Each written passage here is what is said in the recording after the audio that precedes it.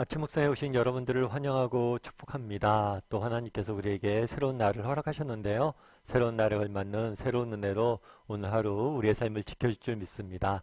오늘은 베드로가 무리에게 설교하다라는 제목을 가지고 사도행전 3장 11절부터 26절까지 말씀을 좀 살펴봤으면 좋겠습니다.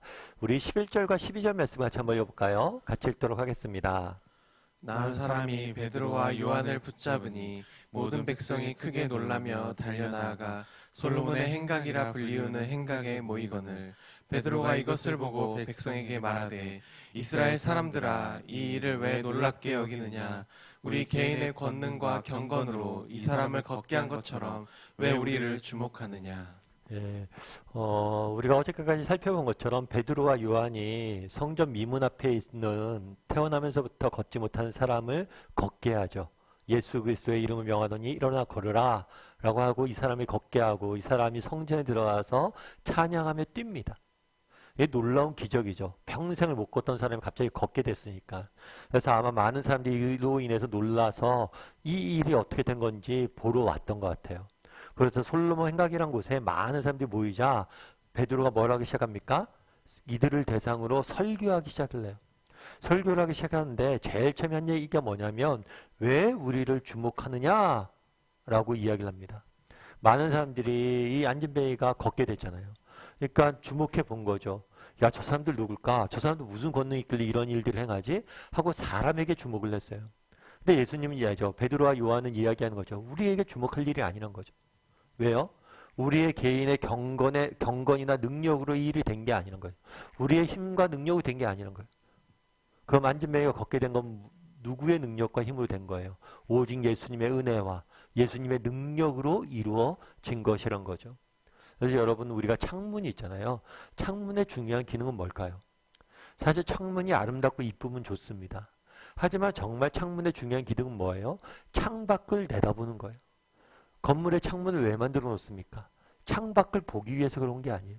창문이 중요한 게 아니라 창문이 얼마나 아름다운 게 중요한 게 아니라 창밖에 무엇이 있느냐가 중요해요. 결국에 이 모든 것들을 이룬 것은 누구예요? 예수님이에요. 그저 베드로와 요한은 도구였다는 거죠. 그러니까 도구인 우리를 보지 말라는 거예요. 우리로 하여금 이 일들을 하게 하시는 하나님을 보라, 예수님을 보라 라고 사람들에게 초청하는 거죠. 그래서 왜 우리를 주목하느냐 이렇게 이야기한 거예요. 그럼 여러분 우리는 어떨까요? 우리가 베드로의 입장이라면 어떨까요? 이렇게 이야기할 수 있을까요?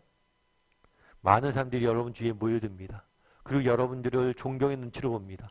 눈초리로 바라봅니다. 여러분들을 경외함으로 바라봅니다. 여러분에게 뭔가 대단한 것이 있다라고 생각하고 여러분들 바라봅니다. 그럼 사실은 인간적인 입장에서는 교만해지기 쉽죠. 자기를 드러내기 쉬운 게 사실이에요.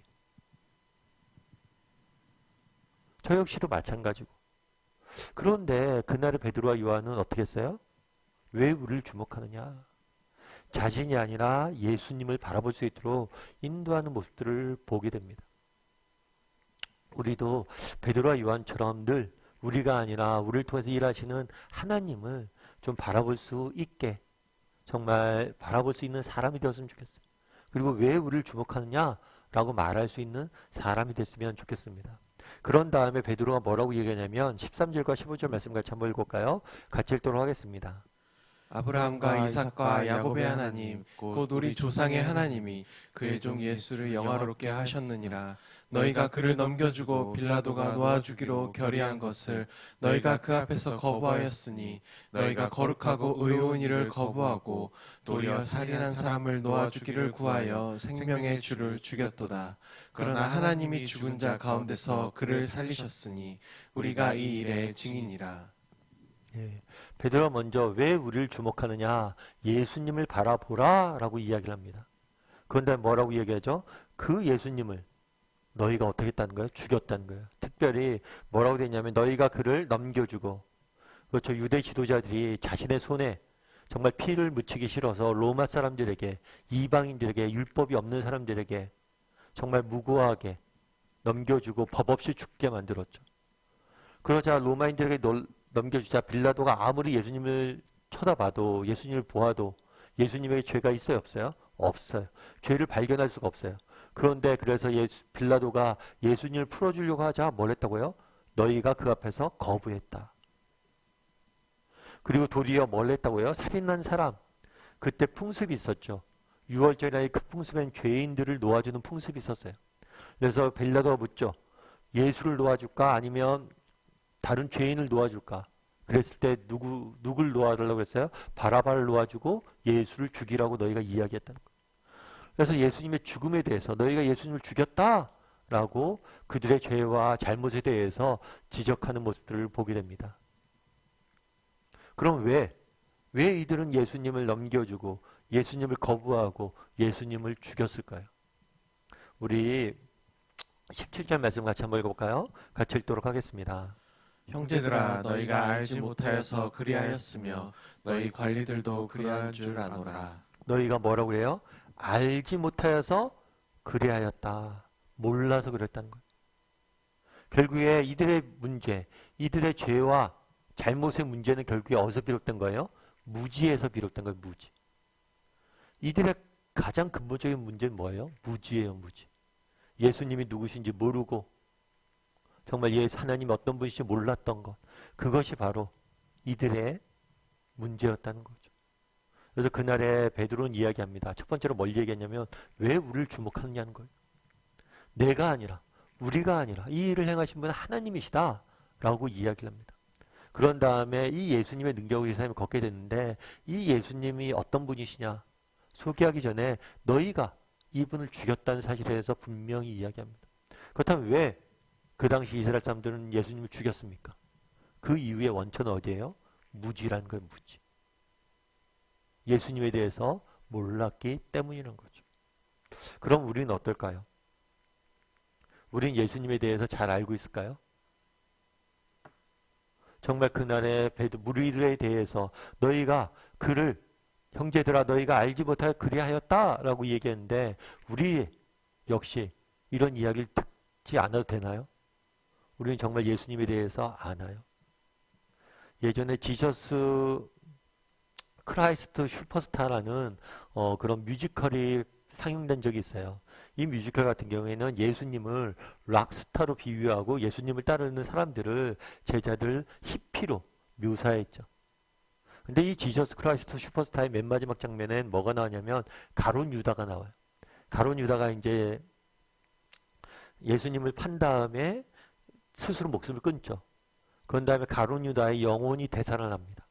영혼이 되살아나서 예수님에게 묻는 거예요. 뭐라고 묻냐면 왜 내게 말씀해 주시지 않았습니까? 왜 내게 당신이 하나님의 아들이라고 말씀해 주시지 않았습니까? 왜 내게 당신이 사흘 만에 살아날 거라고 얘기하지 않았습니까? 내가 당신이 예수님이 하나님의 아들이고 당신이 사흘 만에 살아날 것을 알았다면 내가 당신을 팔지도 않았을 것이고 낙심해서 이렇게 자살도 안 했을 텐데 왜 내게 알려주지 않았습니까? 라고 이야기를 하죠. 그런데 그거는 오해죠. 어떤 오해예요? 예수님이 알려주셨죠. 자신이 누구신지 알려주셨고 정말 3일 있다가 부활할 것이라는 사실을 알려주셨어요. 어쩌면 가룟 유다도 너무나 많이 들었어요. 그런데 알지 못했다는 거예요. 3년 동안 예수님을 쫓아다니면서 너무나 많이 들었고 알았는데 그들이 들었을 텐데 알지 못했던 거예요. 그럼 우리는 어떠냐는 거예요. 그날의 유대인들은 어땠을까요? 어려서부터 성경을 배웠던 사람이에요. 하나님의 백성이라 자부했던 사람이에요. 그런데 너희가 모른다는 거예요. 뭘 몰라요? 하나님이 누구신지, 하나님 너를 얼마나 사랑하시는지, 하나님이 너를 얼마나 아끼시는지, 예수님이 어떤 분이신지 모른다는 거예요. 그럼 우리는 어떨까요? 우리도 그렇지 않습니까? 우리 인생에 왜 많은 삶의 순간순간마다 우리 삶 가운데 기쁨이 사라지고 왜 우리의 삶 가운데 정말 삶의 의지가 사라지고 그렇습니까? 혹시 우리의 문제가 이 무지에 있기 때문이 아니에요. 내가 경험하는 인생의 문제들 그것들이 정말 우리 인생을 힘들게 하는 게 아니에요. 정말 내 앞에 있는 역경들 어려움들이 우리 인생 문제를 어렵게 힘들게 하는 게 아니에요. 우리 인생의 정말 근본적인 문제는 뭐예요? 저 밑에 있는 무지가 아니냐는 거예요. 하나님이 누구시며 하나님이 나를 얼마나 사랑하시며 하나님이 나를 얼마나 아끼시는지 이걸 몰라서 우리가 힘들어하는 거 아니냐는 거죠. 그날의 베드로는 자신들을 둘러싼 무리에게 이야기합니다. 너희의 문제는 무지에 있었다. 알지 못함이 있었다. 우리 한번 돌아봤으면 좋겠어요. 나는 어떤가? 내 인생의 문제는 이 무지에 있지 않은가? 하나님에 대해서 알지 못함에 있지 않은가? 그 사랑을 알지 못함에 있지 않은가? 특별히 이번 주간에는 성탄절이 있는 주간이잖아요. 정말 예수님이 이 땅에 다시 오셨는데, 다시 오신 예수님, 이 땅에 오셨는데 정말 이 땅에 우리를 위해서 오신 예수님, 그 사랑에 대해서 다시 한번 배우고 묵상하고 알아갈 수 있는 시간이 되었으면 좋겠어요. 그래서 이 무지가 주는, 정말 무지가 주는 이 문제들로부터 자유로워질 수 있는 저와 여러분이 되기를 주님의 이름으로 소원합니다. 우리 이 시간 함께 기도했으면 좋겠는데요. 기도하실 때 그날에 베드로가 이야기하잖아요. 형제들아, 너희가 알지 못하여 그리하였다. 우리는 이런 베드로의 책망을 듣지 않아도 되는 사람이 돌아봤으면 좋겠습니다. 나는 정말 알고 있는지, 하나님이 누구신지 알고 있고, 그분이 나를 얼마나 사랑하시는지 알고 있는지, 그분이 나를 얼마나 소중히 여기는지 알고 있는지, 그분이 우리에게 이 땅에 예수님을, 그 아들을 보내신 이유가 무엇인지 알고 있는지 다시 한번 돌아보게 해달라고 기도했으면 좋겠고, 날마다 하나님에 대해서 배워갈 줄 아는 사람이 되게 달라요. 정말 안다라고 자만하지 말고 정말 날마다 하나님에 대해서 하나하나 배워가고, 특별히 이번 주안에 성탄 주간인데 정말 예수님이 이 땅에 오신 이유에 대해서, 그 사랑에 대해서 다시 한번 가슴에 새길 수 있는 그런 한 주간이 되게 해달라고, 그리고 날마다 하나님에 대해서 배우고 알아가는 사람이 되게 해달라고 이 시간 한 목소리로 같이 또 기도하시고, 또 오늘 하루 하나님께서 우리의 삶과 정말 우리의 가정과 우리의 일터를 지켜달라고 이 시간 목소리 같이 기도하도록 하겠습니다. 같이 기도하시겠습니다.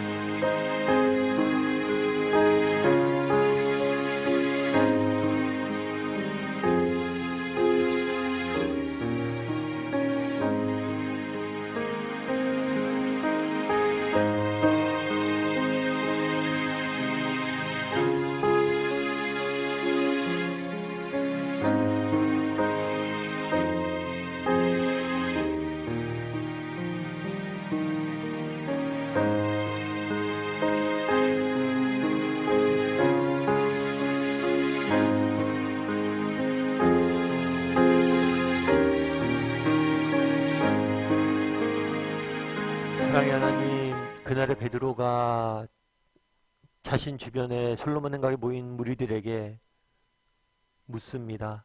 너희가 알지 못하여서 그러하였다. 형제들아, 너희가 알지 못하여서 그러하였다. 우리는 어떻습니까? 우리의 삶 가운데 왜 기쁨이 사라집니까? 왜 우리의 삶 가운데 평안이 사라집니까? 왜 우리의 삶 가운데 삶의 의지가 점점 희미해집니까?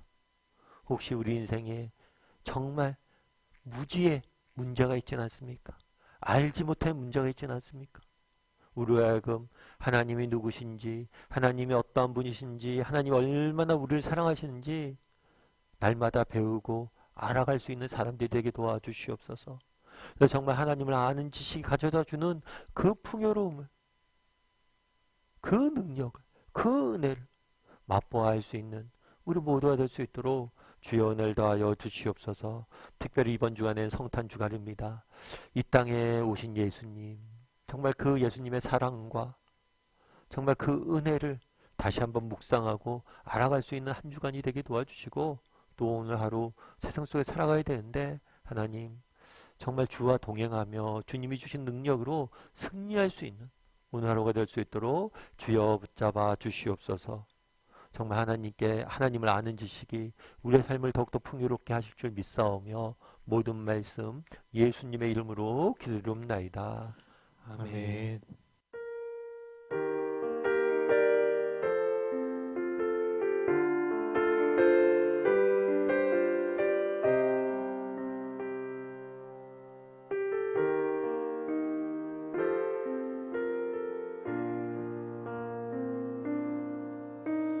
예수